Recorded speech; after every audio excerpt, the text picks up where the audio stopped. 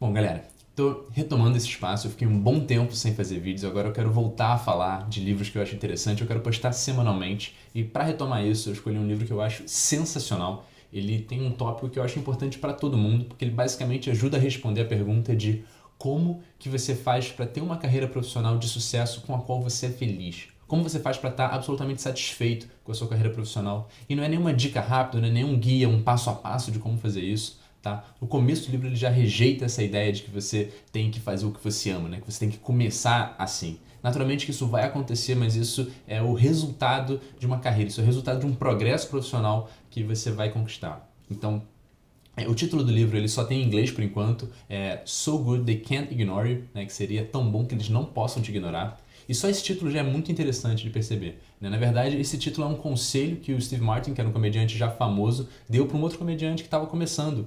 E esse cara veio conversar com ele, perguntando, né, cara, como é que eu faço para ter sucesso, né, na vida como comediante? Pô, tem muita panelinha, é muito difícil conseguir um agente que tem que falar com um produtor, e etc, etc. E a resposta dele foi: seja tão bom que eles não possam te ignorar. Essa resposta é genial, é muito interessante, a gente vai destrinchar isso ao longo do tempo, como que isso conversa basicamente com o tema desse livro. O autor é o Cal Newport, que é um autor muito bom, ele já escreveu uma série de livros interessantes, eu já fiz um outro vídeo falando de uma ferramenta de gestão do tempo que ele trouxe, mas aqui, nesse livro em particular, tem 3 grandes ideias que eu queria conversar aqui e explicar ou mostrar um pouco, e é óbvio que isso não substitui a leitura do livro, mas vamos lá. Então, a primeira dela é o que ele chama de a hipótese da paixão. Muita gente ouviu esse conselho de que você tem que fazer o que você ama, né? Se você encontrar algo que você adora, você não vai ter que trabalhar nenhum dia na sua vida e coisas assim. Ele rejeita sumariamente essa ideia, ele diz que isso causa muito mais dano do que leva para coisas boas e que é uma inversão de causa e consequência. De fato, quando você estuda e analisa a vida de pessoas que chegaram no ambiente profissional com o qual elas estão satisfeitas, essas pessoas de fato amam o que você faz. Então, no final, né, o sucesso profissional, por assim dizer, o sucesso pessoal profissional, é você estar num ambiente com o qual você está satisfeito e você vai sim amar o que você faz. Mas isso não significa que, porque você chegou lá, a causa foi essa. Ou seja, não é porque você amava o que você fazia que você chegou lá. O que ele mostra é que, ao longo do caminho, você passa a cada vez mais gostar do que você faz. Porque e se você só sair com essa ideia desse vídeo, já valeu a pena. Essa ideia de que as coisas que tornam, os fatores que tornam um trabalho, né, valioso e satisfatório são raras e valiosas. E você tem que ter atributos ou habilidades igualmente raras e valiosas para dar em troca. Ou seja, se você for olhar a vida de milhares de pessoas que chegaram a ser extremamente bem-sucedidas e felizes com seus trabalhos, você vai ver que elas têm algumas coisas em comum. E ele seleciona 3 delas. Ele diz que controle é uma delas, então autonomia, né? O sentido de que a pessoa consegue definir coisas no seu lugar de trabalho, e óbvio que isso vai variar muito dependendo do tipo de trabalho que você tem, né? Para algumas pessoas isso significa mais controle, mais autonomia sobre o quanto de dinheiro elas recebem, né? A proporção do salário, o quanto de comissão elas vão ganhar e coisas assim. Para outras pessoas isso quer dizer flexibilidade nos horários que entram, que saem, de quantas férias vai ter, a roupa que vai usar, o tipo de cliente ou de projeto que essa pessoa vai pegar, com quem ela vai trabalhar. Enfim, né? Cada setor, cada nicho, cada mercado vai ter as suas diferenças. Mas o fato é que, ao longo desse progresso, você vai cada vez mais conquistando mais controle, conquistando mais autonomia. E isso faz toda a diferença, porque isso vai te permitir moldar esse ambiente de trabalho que você mais gosta. O segundo ponto que ele fala que é fundamental é a criatividade. Ou seja, todo ser humano tem uma necessidade de se expressar. E mesmo em trabalhos, em ambientes que não são vistos como da criatividade, que não são da arte, que não são nem um pouco próximo disso, né, que são extremamente técnicos.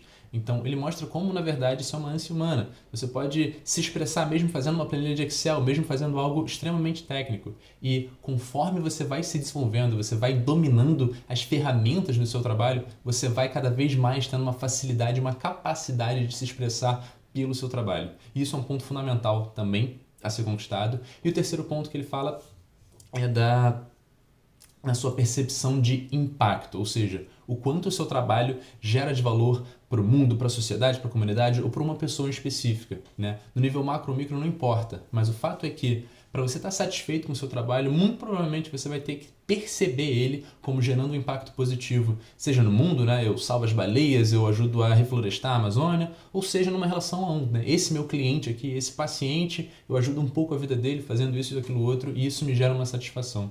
Então esses 3 pontos são são coisas que você, não é 0 ou 1, né? Não é você tem ou não tem, mas coisas que você vai conquistando, são degraus que você vai galgando até você moldar esse ambiente de trabalho com o qual você está satisfeito. Essas coisas são raras e valiosas. E o que você vai oferecer em troca? Então, para começo de conversa, ele rejeita essa hipótese da paixão, mostrando e dando vários exemplos como que isso é danoso, né? Muita gente acha que é só você ser apaixonado e gostar do que você quer fazer, isso vai ser o resultado, e não é. A maioria das pessoas fica extremamente frustradas ao entrar no primeiro emprego porque elas estão com expectativa e focadas em o que o mundo vai me oferecer, o que essa empresa tem para me dar, né? Eu quero estar apaixonado pelo meu trabalho, eu quero viver um ambiente no qual as minhas ideias são levadas a sério, no qual eu tenho desafios, etc. E a verdade é que, mesmo que você esteja numa área que você gosta muito, que você tenha tido muita sorte e consiga entrar na indústria que você quer, numa empresa excepcional, o seu primeiro trabalho provavelmente vai ter muita coisa burocrática, as pessoas ainda não confiam em você, não vão te dar os maiores desafios e coisas assim. Então, esse mindset deixa as pessoas, na visão dele, eternamente confusas e frustradas. Até porque essa pergunta filosófica, né, de quem sou eu, qual é o meu elemento, qual é o meu trabalho, qual é a minha missão de vida, isso não tem uma resposta clara de sim ou não. Quando você lê a biografia de alguém e você percebe, putz, essa pessoa claramente veio fazer isso é porque você está vendo a coisa de trás para frente, você está vendo o caminho já trilhado. Enquanto ela estava trilhando, na maioria das vezes ela não tinha essa visão clara, ela não tinha essa percepção. No máximo ela tinha uma noção geral de direção. Então o que ele sugere é que você abandone essa ideia, que você inicie uma carreira que você não tenha nada contra, que você ache minimamente interessante, mas que você esteja disposto a trabalhar para de fato aprender aquilo, para de fato superar as primeiras etapas, para aí sim você começar a entender o que é possível, o que você pode ou não gostar. Então, das 3 grandes ideias que eu acho que esse livro traz, a primeira de rejeitar, entender essa hipótese da paixão, né? Como isso impacta as pessoas, como isso gera ansiedade, como isso gera medo, como isso gera uma visão romantizada de que o emprego é quase que como se fosse uma alma gêmea que você tem que encontrar e quando você encontrar vai ser tudo maravilhoso. Ele rejeita totalmente isso e ele traz muitos exemplos, muitos fatos e dados para reiterar essa ideia. E uma vez que você entende isso, você entende que a forma com a qual você trabalha talvez seja muito mais impactante do que o trabalho em si que você escolheu estar, aí você está pronto para passar para a segunda grande ideia desse livro, que é a noção de capital de carreira. O que é isso? Capital de carreira seria um momento que você olha para o mercado, para a indústria, para o ambiente profissional que você está e percebe o que é valorizado e quanto isso é valorizado, de que forma, né? Ou seja, nem todas as habilidades são igualmente valorizadas naquele mercado. E se você quer, de novo, crescer e se desenvolver e montar esse ambiente profissional, né? Você quer personalizar o seu trabalho, seja numa empresa, seja você trabalhando sozinho, fato é que você vai ter que oferecer muito valor. E como é que você oferece valor? Tendo noção desse capital de carreira, você entende o que é valorizado nesse mercado. Então, tem lugares, ele cria 2 grandes grupos de mercados, que ele chama de mercado de leilão, em termos de habilidades, e mercados que são o vencedor leva tudo. Então, o que é o vencedor leva tudo? Para mim, um exemplo é um emprego público, pelo qual você consegue a partir de um concurso. Nesse sentido, só tem uma habilidade que é valorizada, que é a habilidade de passar numa prova, né? A sua capacidade de estudar aquelas matérias e bem em uma prova específica ou uma série de provas vai te garantir o emprego ou não. E fim da história. Todas as outras habilidades que você tem, os seus hobbies, se você faz isso bem, aquilo outro, não importa. Só importa passar nessa prova, então esse é um mercado do tipo o vencedor leva tudo. Outros mercados são do que eles chamam do tipo leilão, ou seja, existem várias funções e vários cargos que o sucesso pode ser alcançado por variações de habilidades diferentes. Pegar, por exemplo, a liderança. Você tem líderes excepcionais com habilidades muito distintas. E é muito importante você também conseguir olhar para dentro e para fora e entender onde que você encaixa. Né? Muita gente, por exemplo, vê um tipo de líder muito bom e o cara quer chegar lá e fala, putz, eu quero essa posição, esse é um tipo de trabalho que eu gostaria de ter, ele tem um salário legal, ele tem uma série de coisas que me interessam e esse cara é muito bom. Por quê? Porque ele é muito extrovertido. Ele chega na sala, ele fala com todo mundo, ele é muito bom com as palavras, ele estimula e motiva as pessoas assim, então eu vou ter que ser assim também. Mas essa pessoa não tem essa personalidade e tentar isso vai só ser uma coisa meio frustrante. Né? Até o momento que você consegue descobrir um outro líder que também é muito bom e é absolutamente introspectivo. Mas você percebe que ele não entra na sala e fala com todo mundo, mas ele consegue ter uma relação 1 a 1 com as pessoas, ele monta planilhas, ele sabe orientar todo mundo e tem uma relação particular que permite a ele ser bem sucedido. A verdade é que a grande maioria das pessoas, infelizmente, não vão ser profissionais excepcionais. Mas existem profissionais excepcionais com todo tipo de habilidade e todo tipo de personalidade. Então, a noção de capital de carreira é você conseguir olhar para o seu mercado e entender o que é valioso e onde que você pode se melhorar, né? É fundamental você olhar para si mesmo não como o seu set de habilidades não como uma coisa estática, do tipo, eu sou bom nisso, né? Eu sou bom em matemática, eu sou ruim em linguagens, mas como eu tenho potencial aqui e eu estou disposto a me melhorar. Ou seja, eu quero me desenvolver e eu posso chegar lá aqui, aqui e aqui, né?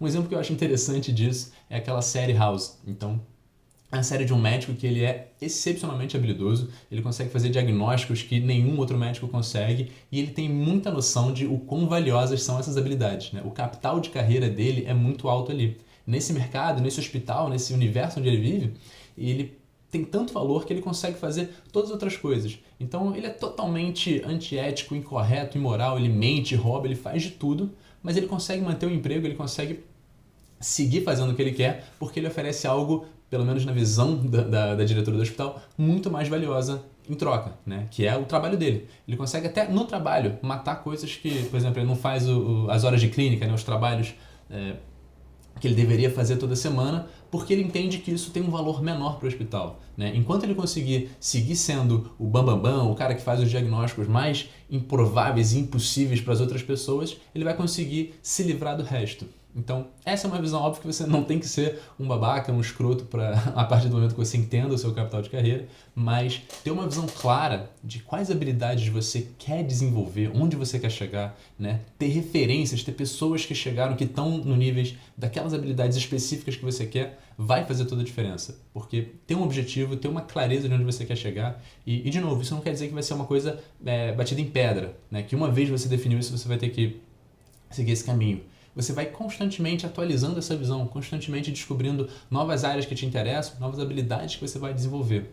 Mas fato é que, a partir do momento que você entendeu a grande ideia de que os fatores que contribuem para um ambiente profissional de sucesso, né, para uma vida feliz profissional, eles são raros e valiosos, e você tem que ter coisas raras e valiosas, a noção de capital de carreira é o que te mostra no seu mercado o que é raro e valioso. Né? São habilidades particulares, é a minha habilidade em programar, em mexer no Excel, em falar uma língua, em negociar, em vender. É uma mistura de algumas habilidades e aí eu vou descobrir qual é a minha, como é que eu vou usar a minha criatividade, a minha personalidade para me desenvolver nesse sentido. Então, essa primeira grande ideia, você rejeita a noção da hipótese da paixão, você assume que, ok, como eu trabalho é muito mais importante do que eu estar apaixonado de cara e eu vou desenvolvendo essa paixão na medida em que eu vou me desenvolvendo no trabalho. A segunda noção é o quê? Eu vou ter uma visão bem pé no chão de o que é valioso aqui. Como é que eu vou entender esse mercado para me movimentar nele? E o terceiro grande ponto responde a pergunta de, ok, como é que eu faço isso? Então ele introduz a ideia de prática deliberada ou estudo sério. Eu pretendo falar mais sobre esse assunto, eu tenho 2 outros livros que seguem nessa linha. Um desse mesmo autor, que ele mais pra frente, pesquisando mais disso, escreveu o livro, o título em inglês é Deep Work, em português eu acho que é Trabalho Profundo, então ele se dedica muito mais a isso. E tem outro livro que é o Código do Talento, vou falar em outro momento, mas basicamente a prática deliberada é a forma mais eficiente de você se desenvolver. Então, ele chama até de estudo sério porque ele quer separar de um estudo comum, né? Então, o fato de você continuar praticando uma habilidade não significa que você necessariamente está melhor nela. Então, um exemplo seria a direção, né? A maioria das pessoas aprende a dirigir e depois de um certo tempo de experiência, você entra num platô, né? Você estabiliza a sua habilidade. A não ser que você seja um corredor de Fórmula 1, uma pessoa que vai profissionalmente se dedicar a isso, você provavelmente está no mesmo nível de habilidade há um bom tempo. Então, se você compara uma pessoa que dirige há 3 anos com uma pessoa que dirige há 30, não necessariamente essa pessoa que dirige há 30 é muito melhor que a outra. Porque eles aprenderam as coisas básicas e o tempo foi só passando. Ou seja, mesmo que você dirija todo dia, isso não significa que você está ficando um motorista mais habilidoso. Você tem muitos empregos, por exemplo, onde a pessoa trabalha com Excel todo dia. E, de novo, você pega um cara que está lá há 20 anos, você vai conversar com ele, não necessariamente esse cara é um programador excepcional de Excel, ele conhece todas as funções, etc. Porque às vezes as pessoas estão fazendo as mesmas coisas há muito tempo. A prática deliberada, ela mostra que para você estar melhorando naquilo, você tem que estar sempre fora, ali no limite da sua zona de conforto, um pouquinho depois. Né? Você tem que estar se alongando, você tem que estar se estressando no sentido positivo, né? Se testando, fazendo coisas que você não sabe para estar melhorando ali. Então você tem que estar adquirindo uma habilidade nova e você já decidiu, né, que a escolha dessa habilidade, né, essa definição do que é bom, do que é importante no mercado que você está, vem com essa visão do capital de carreira. A partir do momento que você entender o que é importante, é a prática deliberada que vai ser o melhor caminho para você chegar lá. Então, no universo do esporte, da música, esses conceitos já são mais conhecidos, ou existem práticas mais comuns ali, né? O que é você estar treinando no seu limite, aprendendo um instrumento musical novo, aprendendo um ritmo musical novo, aprendendo algo que você nunca fez. Diferente, mantendo o exemplo da música, de uma pessoa que só pratica e performa a mesma coisa sempre. Então ele dá esse exemplo no livro, né? Ele fala, por exemplo, se você está há 10 anos tocando um instrumento musical, mas você está sempre tocando as mesmas músicas, mesmo que você esteja fazendo vários shows, etc., e você obviamente vai ter um progresso, não tem como competir com alguém que está progredindo o tempo todo, que está sempre aprendendo coisas novas, que está sempre estudando novos estilos, porque essa pessoa está sempre no limite. Os dois se esforçaram muito, mas um progrediu muito mais. Ou seja, esse aqui, que tocou sempre as mesmas músicas, por 10 anos, ele vai saber muito bem tocar essas músicas, ele certamente teve um progresso, ele certamente aprendeu sobre aquilo. Mas não tem como comparar com essa outra pessoa que ficou se desenvolvendo muito mais, né? Que ficou sempre aprendendo dedilhados e formas novas de tocar um violão, uma guitarra, o que quer que seja. Então, ele mostra, por exemplo, ele dá o exemplo de jogadores de xadrez, né? Os iniciantes, eles passam pouco tempo estudando as jogadas, estudando o que eles fizeram de errado e o que eles poderiam ter feito. Eles gastam muito tempo em torneio. Ele fala que participar de um torneio, por exemplo, não é um momento muito bom para você praticar. Na maioria dos casos, ou o seu oponente é muito melhor que você ou muito pior. E isso não é um feedback interessante. A prática deliberada é quando você está no momento que você está treinando logo acima do seu limite e assim que você erra, você tem um feedback que vai te dizer que você errou e você retoma e você consegue voltar a estudar melhor e praticar melhor. Então, esse conceito, prática deliberada ou estudo sério, ele fecha um arco bonitinho de eu entendi que eu não preciso estar apaixonado pela carreira que eu vou seguir, eu vou entrar em alguma coisa que eu acho interessante, que eu tenho alguma curiosidade, mas eu entendo que essa paixão vai vir com o tempo, conforme eu vou dominando as habilidades, conforme eu deixo de focar, né, no que o mundo tem para me oferecer e eu passo a focar no que eu tenho a oferecer para o mundo. Então esse mindset da paixão, ele é trocado, ele é substituído pelo mindset do artesão. Ou seja, né, o artesão é o cara que está focado em se desenvolver, em montar algo de valor para oferecer para os outros. Diferente do mindset da paixão, que é aquela pessoa que está focada em o que o mundo vai me dar, o que o meu emprego vai me oferecer, qual vai ser o meu salário, quem vai me levar a sério.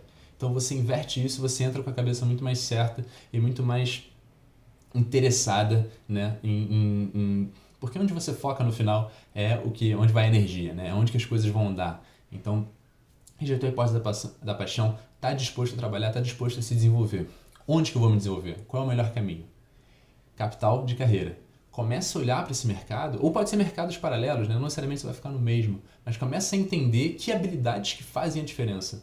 É falar em público, é negociar, é vender, é como eu me visto, é como eu falo, é aprender uma outra língua, é morar fora, né? Se você está no mercado acadêmico, por exemplo, é publicar artigos em revistas, né? Ou ambientes específicos da sua área, enfim, número de publicações, número de participações em publicações dos outros, coisas assim. Né? Cada ambiente vai ter as suas métricas, vai ter os seus pontos principais. Mas fato é que você tem que ter essa visão, você tem que ter essa sagacidade, essa percepção. A partir do momento que você tem isso, você consegue definir as suas metas, né? Você consegue parar e olhar para dentro e falar, ok, essas são as habilidades em potenciais, deixa eu equilibrar isso comigo, deixa eu olhar e ver quais são os meus pontos fortes, o que eu gosto de desenvolver e o que eu não gosto. Né? Se você entende talvez que tem uma coisa que seja muito importante na carreira que você quer, mas que você é muito fraco, tem como contornar, tem como você trazer uma pessoa para trabalhar com você que vai te fortificar. Né? Ninguém sabe tudo. Se você é um cara muito bom tecnicamente, talvez você tenha que desenvolver um mínimo ali das suas habilidades interpessoais. Ou o contrário, você é muito bom em falar, em vender, mas você está fraco tecnicamente. Enfim, a sua jornada vai ser sua. Mas a forma de observar isso e pensar nesse sentido faz toda a diferença, e a sua disposição em se desenvolver, em colocar energia, em se esforçar e se esforçar da forma certa, da forma mais inteligente, é o que vai te levar para a prática deliberada e que vai fazer toda a diferença nessa jornada. Então, de novo, o livro tem muito mais assuntos, ele tem muitos exemplos reais, né? Ele fala, por exemplo, de pessoas que... os erros clássicos que as pessoas têm, né? Então, por exemplo, uma mulher que era diretora financeira de uma empresa e estava cansada, não gostava desse mundo corporativo e descobriu percebeu que a paixão dela era ser instrutora de yoga. E ela resolve fazer isso. E ela faz um curso, ela tira férias, faz um curso profissionalizante, decide se demitir do emprego, abre um estudo de yoga e começa a dar aula. E no começo, várias amigas acharam aquilo o máximo, muitas pessoas invejaram essa decisão ousada, corajosa dela seguir o sonho dela e tudo mais. E em poucos meses ela estava absolutamente sem dinheiro, porque ela não tinha aluno suficiente para pagar o aluguel do estúdio que ela alugou, da casa dela, etc. E ela entra numa ladeira abaixo, que enfim, mais pra frente ele vai contando a história dela, não em detalhes, mas o foco é que a grande aprendizado é que simplesmente essa hipótese da paixão, né, de que ela deveria fazer o que ela ama, não é suficiente. Ela não tinha capital de carreira nesse novo mercado para sustentar o que ela gostaria.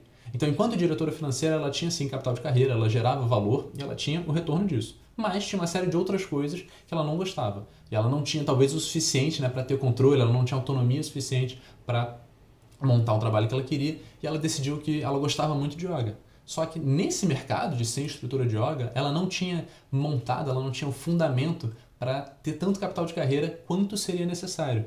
Então ela achou que só o que faltava era coragem, foi lá e quebrou a cara, porque ela não conseguia o dinheiro suficiente, né? Aquelas primeiras pessoas que foram super entusiastas e falaram que seriam alunas, de fato algumas ficaram, mas não continuou entrando, não teve gente suficiente, ela não tinha o know-how de yoga, a habilidade, a empatia talvez, para continuar assim. Então, quando você está buscando dar esse salto, ele fala que esse capital de carreira ele pode ser percebido de diversas formas. E uma delas é com a disposição a pagar, né, com dinheiro. Dinheiro é um indicador neutro de interesse das pessoas. Se existe uma demanda reprimida, se as pessoas estão dispostas a pagar, e pode ser dinheiro, dependendo do mercado, pode ser com atenção, com tempo, com o que quer que seja. Isso mostra que você está com essa habilidade desenvolvida no nível que você pode dar o próximo passo, né? Que você pode lutar por mais controle.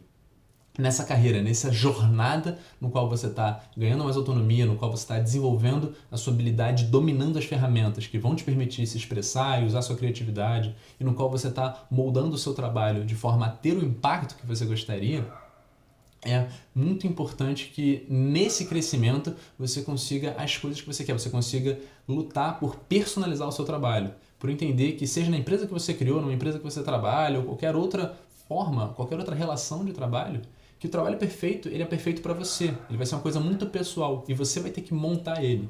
E conforme você quer tirar coisas e colocar outras, você tem que ter um capital, né? Você tem que ter valor para colocar ali, para poder pegar coisas em troca. E simplesmente focar nisso, focar em gerar muito mais valor do que você recebe, já é um aprendizado extremamente valioso. É um mindset muito mais certo. Óbvio que a forma que você faz isso vai depender de onde você está, qual é a indústria, qual é o mercado. Mas essa ideia, para mim, já vale a leitura do livro. Eu super recomendo. Tem muitos exemplos de pessoas famosas que todo mundo conhece, né? Steve Jobs e outros grandes nomes. Pessoas nem um pouco famosas, mas que as histórias são super interessantes. Então fica a dica do livro, So Good They Can't Ignore You. É isso. Espero que tenha sido interessante.